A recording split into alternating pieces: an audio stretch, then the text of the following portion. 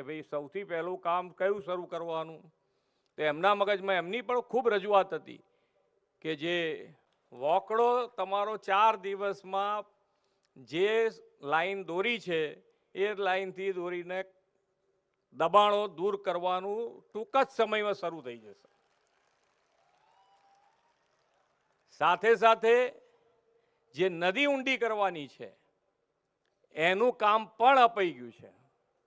એટલે બંને કામ સાથે પેરેલલ તમારા ચાલુ થાય એનું ખૂબ તમારા અહીંયાથી ટીમ જે આપણી બેઠી છે એ બધા અમારા સરકારી અધિકારીગણ બધા એકમત થઈ અને આ કામ શરૂ કરવા જઈ રહ્યા છે. એટલે ખૂબ સારી રીતે જુનાગઢનું ડેવલપમેન્ટ થાય એના માટેનો પ્રયત્ન છે. અહીંયા ગિરનાર પર્વત છે.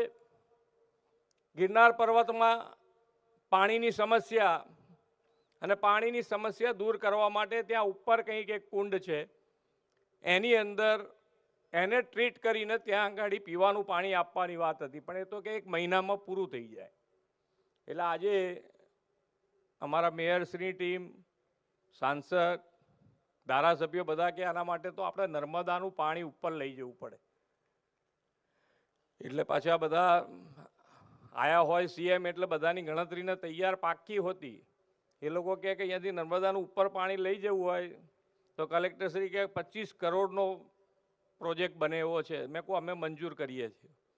પરિક્રમા અહીંયા આગળ ચાલે છે અને પરિક્રમા પથ ઉપર પણ જો વ્યવસ્થિત દર વર્ષે જો પરિક્રમા થતી હોય તો એની અંદર પણ પરમેનન્ટ વ્યવસ્થા અમુક હોવી જોઈએ.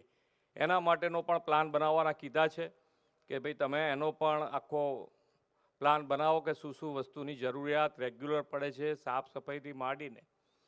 પણ 2 વસ્તુ આપણે બધાએ ધ્યાન રાખવાની છે કે ભાઈ આપણે જે પણ કામ થાય એ કામ વ્યવસ્થિત થવું જોઈએ. ક્યાંય હલકી ગુણવત્તાવાળું કામ નહીં ચલાવી લેવામાં આવે.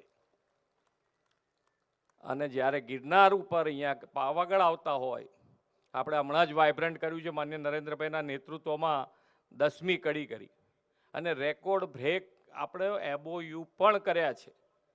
હવે ગ્લોબલી લોકો જ્યારે અહીંયા આવતા હોય અને ગ્લોબલી લોકો બધા જ અહીંયા આગળ જુનાગઢની પણ મુલાકાત લે તો આપણા દરેકે દરેક કામ એ સ્ટાન્ડર્ડના કરવા માટે આપણે પ્રયત્ન કરવાનો છે. એટલે સ્વચ્છતા પણ હોવી જ જોઈએ.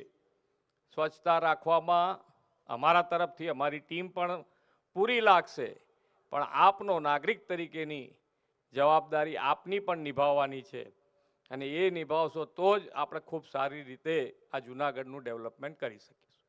એટલે આપણે સૌ સાથે મળીને જે માન્ય નરેન્દ્રભાઈનો સંકલ્પ છે, હમણાં જ રામ મંદિરની પ્રાણ પ્રતિષ્ઠા માન્ય નરેન્દ્રભાઈના હસ્તે થઈ, તો આપણે હવે રામ રાજ્ય લાવવું હોય તો રામ રાજ્ય માટે આપણે બધાએ કામ કરવું પડે, એક લાઈનમાં કામ કરવું પડે, સારું કરવું પડે અને આપણું નાગરિક ધર્મ એ નિભાવીએ તો આપણે 2047માં જે વિકસિત ભારતનો સંકલ્પ છે માનનીય નરેન્દ્રભાઈનો, એ વિકસિત ભારત બનાવવા માટે વિકસિત ગુજરાત એમાં પૂરેપૂરા અગ્રેસર રહી અને કામ કરશે અને આપણે સૌ સાથે મળીને આગળ વધીએ એ જ અભ્યર્થના. ભારત માતા કી જય. વંદે માતરમ.